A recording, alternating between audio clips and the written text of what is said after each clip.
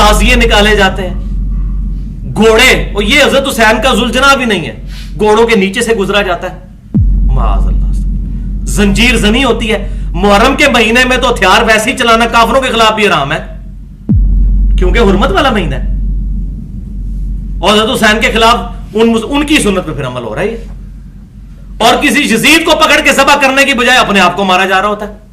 اپنے جسم کو زخمی کیا جا رہا ہوتا ہے، دین بدنام ہو رہا ہے۔ اور نیشنل جغرافک والوں نے پکڑ کے وہ فلم بھی بنا دی ہوئی ہے ٹیبو، وہ پوری دنیا کے جو مذاہب میں جو لوگ عجیب عجیب حرکتیں کرتے ہیں نا، وہ سارا کوئی حضرت عیسیٰ علیہ السلام کی سولی والے واقعے کو یاد کرنے کے لیے کوئی سلیپ پہ چڑھ رہا ہے تو وہ کیل ٹھوک کے، تو ہر سال وہ چڑھتے ہیں، وہ دکھاتے ہیں جناب اپنے جسم پہ نشان باندھے، زنجیر زنی، بالکل سیم یہی چیزیں جو اہل تشیع تو مجھے کہتے ہوئے شرم آتی رافضیوں کے ہاں آ چکی۔ لیکن افسوس، تابوت نکالے جاتے ہیں، تعزیے نکالے جاتے ہیں،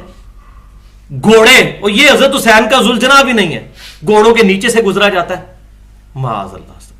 زنجیر زنی ہوتی ہے۔ محرم کے مہینے میں تو ہتھیار ویسے ہی چلانا کافروں کے خلاف بھی حرام ہے کیونکہ حرمت والا مہینہ ہے، اور حضرت حسین کے خلاف ان کی سنت پہ پھر عمل ہو رہا ہے،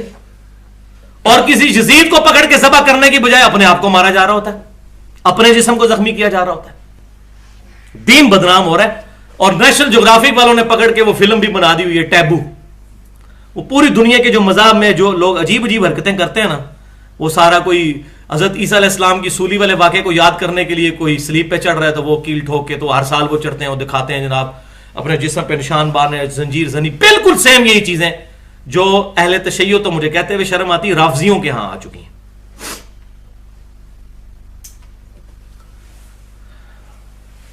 شرم کا مقام ہے، اسلام کی بدنامی ہو رہی پوری دنیا میں۔ اور میں نے گستاخانہ فلم والے لیکچر میں بھی کہا تھا، مسئلہ نمبر 49 والا، کہ ایک شیعہ عالم نے ٹی وی پہ آ کے یہ بات کہی تھی کہ یہ جو مسلمان توڑ پھوڑ کر رہے ہیں اور اپنی جائیداد کو نقصان پہنچا رہے ہیں، غیر مسلمانوں کو کیا امیج جاتا ہے کہ مسلمان کس قسم کے لوگ ہیں؟ تو میں نے اس میں جملہ ایڈ کیا تھا، بالکل آپ نے صحیح کہا، جب آپ اپنے آپ کو چھریاں مار رہے ہوتے ہیں اس وقت غیر مسلموں کو کیا امیج آتا ہے، اور کوئلوں پر ماتم، کوئلے تو کربلا میں ہے ہی کوئی نہیں تھے، کوئلوں پر ماتم کر رہے ہوتے ہیں، اس وقت غیر مسلموں کو کیا امیج آتا ہے کہ یہ اسلام ہے؟ کتنا غلط امیج آتا ہے۔ اور واقعہ کربلا کی وہ جو میں نے شروع سے ایک جملہ بولتا آ رہا ہوں کہ سنیوں اور شیعوں دونوں نے بیڑا غرق کیا ہے واقعہ کربلا کی حرمت کا، اس سے جو سبق سیکھنا چاہیے تھا دونوں نے نہیں سیکھا، اس کا رخ ہی بالکل جو ہے وہ بدل گیا، اور یہ سارا کا سارا وہ روٹی کا چکر ہے۔ مسئلہ نمبر 51، رزق حرام۔ یہاں میں یہ 3 حدیثیں آپ کو بیان کر دوں، بہت کریٹیکل ہیں۔ پہلی حدیث صحیح بخاری اور مسلم کی متفقن علیہ حدیث ہے، دونوں کتابوں میں۔ نبی صلی اللہ علیہ وسلم نے فرمایا، جس نے رخساروں کو پیٹا، گریبان کو پھاڑا اور جاہلیت کی سی پکار پکاری، وہ ہم میں سے ہے ہی نہیں ہے، وَلِعَاذُ بِاللَّہِ۔ دوسری حدیث بھی بخاری اور مسلم کی متفقن علیہ حدیث، رسول اللہ صلی اللہ علیہ وسلم کے بارے میں صحابی کہتے ہیں کہ آپ صلی اللہ علیہ وسلم مصیبت کے وقت چلانے والی عورتوں اور گریبان چاک کرنے والی عورتوں سے اعلان برات کر چکے ہوئے ہیں کہ میرا کوئی تعلق نہیں ایسوں کے ساتھ۔ تیسری حدیث صحیح مسلم میں کہ آپ صلی اللہ علیہ وسلم نے پہلی پیشن گوئی فرما دی کہ میری امت مسلمان ہو کر بھی 4 ایسے کام ہیں جاہلیت کے زمانے کے، یہ نہیں چھوڑے گی۔ نمبر 1، حسب نسب پر فخر کرنا کہ میں اونچے خاندان کا ہوں، یہ نہیں چھوڑے گی، اور یہ معذرت کے ساتھ یہ زیادہ تر سیدوں میں ہی آ چکا ہے، اور وہ کہتے ہیں اے امتیاں دی یہ گل ہے تو امتیاں دی یہ گل ہے، ہمیں امتی کہہ رہے ہوتے ہیں تو ہم تو بھائی آپ کے امتی تو نہیں ہے، ہم نبی صلی اللہ علیہ وسلم کے امتی ہیں، امتی تو آپ بھی ہیں، ٹھیک ہے آپ کا مرتبہ اگر آپ اوبیڈینٹ ہیں تو ہم سے بڑھ کر ہے، لیکن اوبیڈینٹ نہیں ہے پھر نہیں۔ دوسرا، نسب میں تان کرنا، ہمارے پنجاب میں تو بہت زیادہ رائج ہے، اے نائیاں دا منڈا ہے تو اے لوہاراں دا منڈا ہے، نسب میں تان کرنا کسی کے۔ نمبر 3، ستاروں کے ذریعے بارش طلب کرنا، یہ تو اب ٹی وی پہ آ رہا ہے، وہ ستارے دیکھنے والے حساب کتاب لانے والے لوگوں کو بلایا ہوتا ہے، اور وہ جناب جو ہے وہ قرآن کی آیات پڑھ کے اس کا مطلب جو ہے وہ قرآن سورہ شورا میں جو آیت ہے کہ جو تمہیں مصیبت پہنچتی ہے فَبِمَا كَسَبَتْ أَيْدِيكُمْ، یہ تمہارے ہاتھوں کی کمائی ہے کہ تم نے برے کرتوت کیے تو اللہ کی طرف سے عذاب آیا تم پہ، تو کہتا ہے یہ دیکھیں ہاتھوں کی کمائی ہے، یہ لکیروں کا ذکر ہے قرآن میں، یہ دیکھیں یہ جاہلوں کا حال، قرآن سے لکیریں ثابت کر رہے ہیں، اعلیٰ اس میں رہ جائیے تمہاری لکیروں کی وجہ سے، یہ نہیں ہے تمہارے ہاتھوں کی کمائی، یہ تو محاورہ ہے عرب کا، اور چوتھی چیز آپ صلی اللہ علیہ وسلم نوحہ کرنا. یہ 4 جاہلیت کے کام میری امت کبھی نہیں چھوڑے گی. اور فرمایا نوحہ کرنے والی عورت, اسی صحیح مسلم کی حدیث میں, اگر توبہ کے بغیر مر گئی تو قیامت والے دن گندک کی قمیض اور خارش کی چادر اس پر ڈال دی جائے گی. وَلِعَوْذُ بِاللَّهِ تَعَالَى. اور یہ نہ سمجھیے گا کہ یہ صرف سنیوں کے ہاں حدیثیں ہیں, اہل تشیع کے ہاں اس سے بھی سخت حدیثیں ہیں. ابھی ٹائم نہیں ورنہ میں وہ بیان کر دیتا.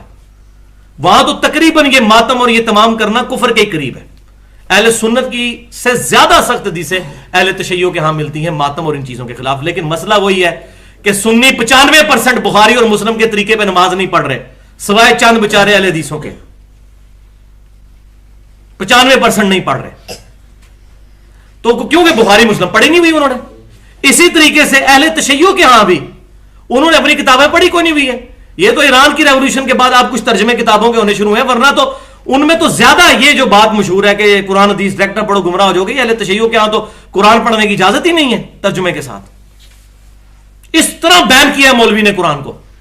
ادھر بھی کیا ہوا ہے. وَلِعَوْذُ بِاللَّهِ تَعَالَى. تو یہاں پر میں وہ بات بھی تلخ کر دوں جو پہلے بھی کافی دفعہ کر چکا ہوں کہ جو جلسے جلوس ہو رہے ہیں نا بھائیوں, جلوس روڈز بلاک کر کے, ٹریفک کو بلاک کر کے, یہ جو انڈیا پاکستان کا گندا کلچر کہ جب تک ہم روڈ پہ نہیں آئیں گے ہمارا پروٹیسٹ ریکارڈ نہیں ہوگا, 8-10 مریض نہ مر جائیں جب تک جو ہے ایمبولینس کے اندر ٹریفک کے پھنس جانے کی. یہ مذاق نہیں ہے, ہم نے خود دیکھا ہے یہ چیزیں. کئی دفعہ تو عورتوں کی ڈلیوریاں جو ہے نا وہ رکشوں کے اندر یہ پاکستان میں ہو چکی ہیں, خبریں آ چکی ہیں صرف ٹریفک کے بلاک ہونے کی وجہ سے. کوئی اجازت نہیں ہونی چاہیے, نہ بریلویوں کو اجازت ہو 12 ربیع الاول کا جلوس نکالنے کی اوپنلی سڑک پہ. میں یہ نہیں کہہ رہا سرمنی منانے کی, وہ بات الگ ہے. یا شیعہ 10 محرم کے اوپر یہ جو کچھ کر رہے ہیں, کنٹرول انوائرمنٹ میں کسی گراؤنڈ میں اجازت دیں, اپنا پروٹیسٹ ریکارڈ کریں, جو مجلس کرنی ہے یا کوئی پروگرام کرنا ہے کسی مکتبہ فکر. اہل حدیثوں کو بھی کوئی اجازت نہ دی جائے کہ یہ جو ہے وہ حرمت رسول ریلیاں اور یہ جو یکجہتی کشمیر ریلیاں یہ جو گورنمنٹ نکلواتی ہے ایجنسیوں کے لوگ یہ کہ آپ نکالیں, یہ کام بالکل اجازت نہیں ہونی چاہیے. سڑکوں پہ کسی کو یہ تماشا کرنے کی کوئی اجازت نہیں ہونی چاہیے. کنٹرول انوائرمنٹ میں وہ بھائی خود کا حملہ آور جو ہے وہ حملہ کرے گا, فوجی مار جاتا ہے تو اس کی تو نسلیں سنور جاتی ہیں, نسلیں, اتنا پیسہ ملتا ہے. لیکن عام آدمی جب سڑک پہ مرتا ہے نا اس کے بچے بھوکے مر جاتے ہیں, ایک کمانے والا ہوتا ہے. تو فوجیوں کو تو پھر بھی پیسے مل جانے ہیں مرنے کے, مویا 1.25 لاکھ دا جس کو کہتے ہیں, زندہ لاکھ دا تے مویا 1.25 لاکھ. آپ کو کسی نے کچھ نہیں دینا, غریب عوام مر رہی ہے اور وہ دشمن ان چیزوں سے فائدہ اٹھا رہا ہے. کوئی اجازت نہیں ہونی چاہیے. اور یہ کوئی اسلام کی طرف سے obligation تو ہے نہیں کہ آپ نے ضروری ہے جلسے جلوس کرنے ہیں, یہ آپ نے خود سے چیزیں ایڈ کی ہیں. تو اس طرح کی جو ایکٹیویٹیز, میں ان کو بدعت نہیں کہتا, بدعت نہیں کہتا, میں زیادہ کہتا ہوں ثابت نہیں ہے, اور میں خود کرنے کا اس طریقے سے مینج فارم میں قائل نہیں ہوں. یہ اجتہادی مسئلہ ہے, فتویٰ بازی ہم کسی پر نہیں کرتے.